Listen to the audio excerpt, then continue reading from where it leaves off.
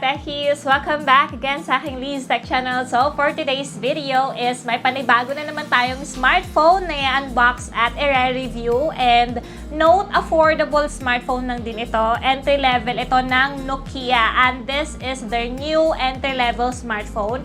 Very excited akong i-share sa inyo to guys. Kasi pinaganda nila kanilang disenyo at yung specifications din nila guys. So, kung gusto nyo malaman ang performance na kanilang bagong Nokia 3.4 is panoorin nyo to guys hanggang dulo. So, wag na nating patagalin pa. Magsimula na tayo.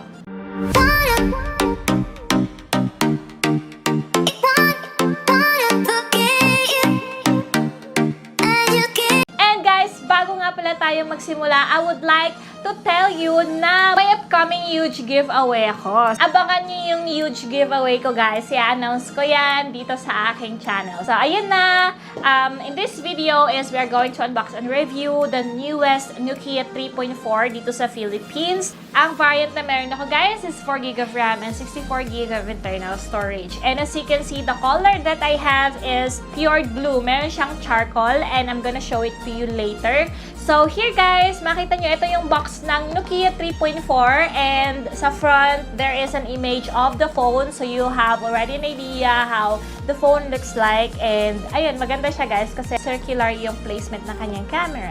And then sa likod niya guys, specification ng phone. And, ayan, square type yung kanilang box. So, yan, box na natin. So, here as we take this cover off, nandito na nga ang unit guys. Bubungad siya and it has a nice cover. Ayan. Then, dito tayo sa kabilang box. And as we open this, meron tayong, ayan, USB Type-C cable. So, USB Type-C na rin po itong si Nokia 3.4. At alam naman natin na magaganda rin itong mga Nokia smartphones, right? Alam ng lolo't lola nyo yan. Next is, meron tayong adapter. May free pa silang earphones. So, sulit na sulit yung pera mo. Next is, meron din tayong pin ejector. And meron din silang free na clear case, guys. As you can see there, ito yung clear case nila. Wow! Nice! And, of course, ito naman yung mga guides and warranties. So, iba-ibang language yan. So, ayan, wala nang laman ng box, guys. So, let's go on now directly sa unit. So, here it is, guys, ang Nokia 3.4. Now, let's take this cover off na tayo, guys. Then, as we take this off, meron pang another sticker na nakadikit sa screen. Ayan na, makikita nyo dyan. So, let's take this off muna itong sticker na nakaplace sa screen niya. Ayan. Wow, punch hole na rin pala siya, guys. So, here it is. The likod. The likod of Nokia 3.4. And kung makikita nyo dyan, guys, eto may twist pala itong kanyang design sa likod. Ang color niya mismo. So, diba sinabi dito is fjord blue. So, kapag tinitilt mo siya ng pagganito, guys, ayan, mayroong ibang color na magpa-pop up.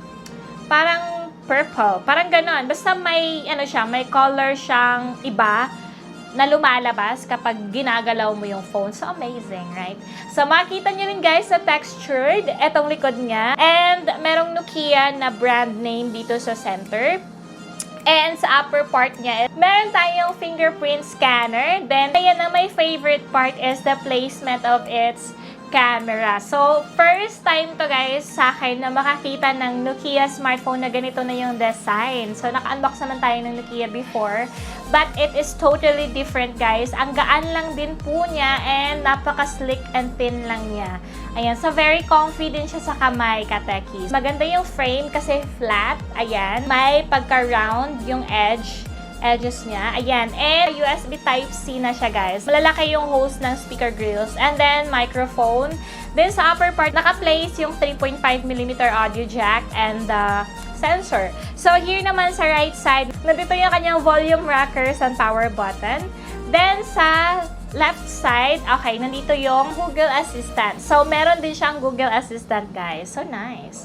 Next is yung kanya namang SIM card. So there, makikita nyo na pwede siyang lagyan ng 2 nano SIM cards at may slot pop for the SD card. So maganda kasi pwede naman pala ding lagyan din ng SD card. So let's turn it on na guys para makita na natin yung display. Ayan, so ito yung display niya guys. HD Plus lamang po siya. And yung screen size niya is sakto lang guys. Meron siyang 6.39 inches, HD Plus, and punch hole na yung kanyang display. Nasa gilid na, which is nice. And, ayan, may chin pa siya, pero manipis na. Very nice yung screen niya mismo. And, aspect ratio nito, guys, is 19.5:9. At sa interface niya, guys, may pa-drawer na rin siya. So, dito niyo makikita yung other icons or apps. And, smooth touch din naman so far yung screen niya. So, kung hindi naman big deal sa inyo yung HD Plus na screen display, laban na rin itong kanyang display, guys. And yung screen resolution nga pala nito, 720 lamang by 1560. Ayan, yun yung screen resolution niya. Yung PPI or pixel density niya is 229. So, pagdating sa kanyang specification, guys, this one is powered na siya ng Qualcomm Snapdragon 460. So, alam naman natin kapag Qualcomm Snapdragon, talagang long-lasting at matibay na chipset din yan. And yung processor at GPU niya, octa-core processor na siya and Adreno 610 na rin po siya. Pagdating sa kanyang RAM at ROM, as what I have said a while ago, meron siyang 4GB of RAM and 64GB of internal storage and expandable pa yun guys up to 512 via microSD card. Then sa battery niya guys, in fairness naman dito kay Nokia 3.4, meron na siyang 4,000 mAh battery. So for me, malaki-laki ng battery yun. Kapag ka mag-range ng 4,000 to 5,000 plus yung battery ng phone, talagang okay na yung battery performance nun. Mag-enjoy ka na nun. And yan, anyway, makikita nyo naman yan later ang performance sa battery. So let's go on muna guys sa kanyang cameras. Ayan, so si Nokia 3.4 is meron nga siyang punch hole camera. Naka-place yan dito. And 8 megapixel po siya. Then sa rear cam niya, meron siyang 3 rear cameras. Yung pang-apat na nakalagay dito is yung LED flash. So yung main shooter po ni Nokia 3.4 rear camera is 13 megapixel. Yes, that's for the main cam. 5 megapixel naman yung secondary and that is for the ultra-wide. Then 2 MP naman for the depth sensor, yung pangatlo. So, meron siyang depth sensor, meron siyang portrait sa rear and sa front cam din. And quick reminder lang guys na if you are going to purchase this phone, don't forget to update the system first para talagang wala ka ma-experience na bugs. Kasi normal lang yun. Kahit nga sa ibang brands, maka-experience ka nun kapag hindi mo sinisystem update yung phone bago mo gamitin. Update niyo muna yung phone para wala kayong ma-experience sa mga bugs. Next is ipapakita ko naman sa inyo yung notification bar ng phone na ito. Here, meron siyang night light, meron siyang do not disturb mode, meron siyang screencast din. Meron din siyang nearby share. Yun lang yung specification niya sa notification bar. So, let's go on na guys sa performance mismo ng phone. Ayan, so sa performance na tayo guys sa battery. So, there makikita nyo, tinest ko siya sa charging. So, there sa charging guys from 49%. Chinarge namin siya for 1 hour. Then, naging 78% siya. So, mga 29% lang po yung increase sa kanya for 1 hour. So, parang hindi na ako nagulat doon kasi naman 10 watts lang yung charger niya. So, hindi talaga siya nasusupport ng fast charging. So, probably 2 to 3 hours mo fully charge ang Nokia 3.4 mo. Next is yung kanyang draining guys. So, there makikita nyo from 64%. At ginamit namin siya for 1 hour, Mobile Legend, at naka-high setting din yon.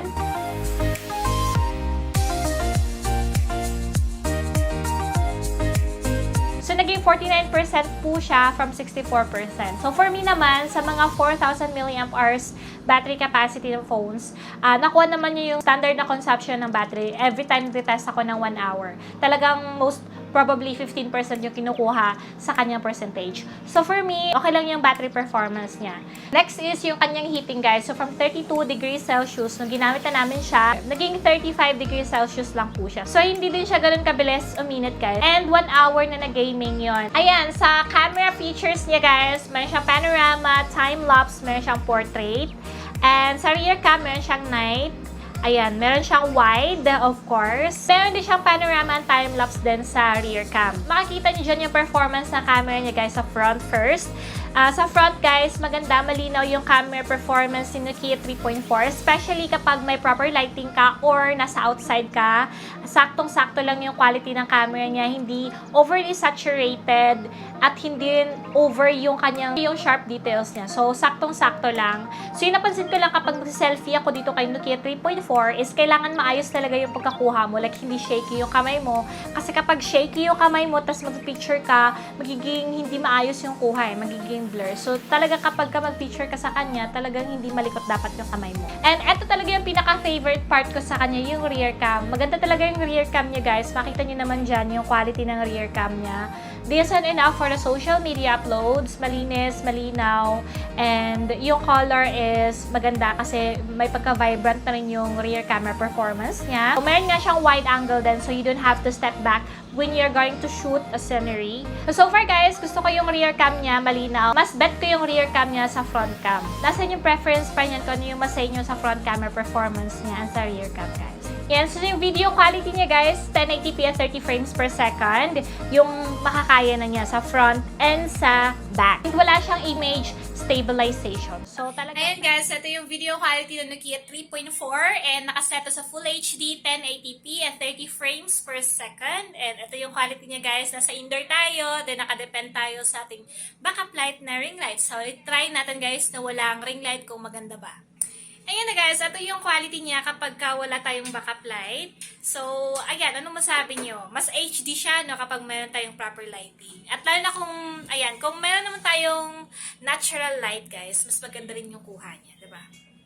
Ayan. Ayun lang guys, nakita nyo na yung performance sa camera na let's go on naman sa gaming. Sa gaming niya guys, trinay namin siya ng dalawang games. First is Mobile Legend and the second is COD. Mobile Legend guys, high setting po ang Mobile Legend niya pero wala po siyang high frame rate. Nice yung graphic quality niya guys pero hindi ganoon ka-smooth yung performance niya kasi wala nga siyang high frame rate. So yun lang. Sa COD naman, very high yung kanyang setting. Tapos meron siyang high frame rate. Tapos, very playable siya, guys. So, mas nagustuhan ko yung COD performance nito. Kasi nga, very smooth yung kanyang performance. And, loud yung audio. Loud yung speaker niya. So, okay. Mag-enjoy ka sa fire mo dyan. Ayan. So, nakita niyo na yung performance sa gaming, sa camera, and its battery performance. Ano yung masasabi niyo sa kanya? So, kung for me, kung tatanungin niyo ako sa 7,990 niya na price, is nasusulitan ako first is sa kanyang design guys. I love it. I like it. Very attractive. Nice yung color. Nice yung design mismo ng phone. Magaan siya guys. Yes, very handy. Then, yung camera performance niya. Sa rear cam, guys, ang ganda. Then, yung gaming. So, okay naman din yung gaming niya, guys. Wala naman ako masabi dun. So, ang screen display din niya, yung punch hole na nga siya, diba? So, mas pinaganda na siya, diba? So, 7,990 mo, may slick and thin phone ka na, magaan, magandang design, magandang specification, magandang performance sa camera, and then sa gaming, is para sa akin sulit na nun. Pero again, as what I have said, meron din naman siyang cons. Yung gaming niya sa Mobile Legend, walang high frame rate. Tapos yung charging niya guys, kasi nga hindi nagsusupport ng fast charging yung charger niya. So, it takes 2 to 3 hours bago fully charge ang phone na ito. So, yun lang naman, and screen, yung screen display, kasi HD Plus siya. Pero kung hindi naman big deal sa inyo yung HD Plus, is okay na yan. Yun lang yung masabi ko sa kanya for now, sa experience ko sa kanya. So, kung ano yung comment nyo sa kanya guys, is comment nyo rin below. Kung may na-miss mo na akong information na dapat i-share dito sa video, is i-share nyo na rin din sa comment section para may ma-learn din ng ating other viewers. So, yun lamang po. Maraming pong salamat guys sa panonood na aking video. Again, abangan nyo po ang aking coming huge giveaway. I-announce ko yan po sooner dito sa aking channel. So, abang-abang po kayo dyan kasi marami pong pwedeng manalo dun sa giveaway ko na yan. So, good luck everyone. So, yun lang. Maraming po salamat and see you again sa my next video. And bye!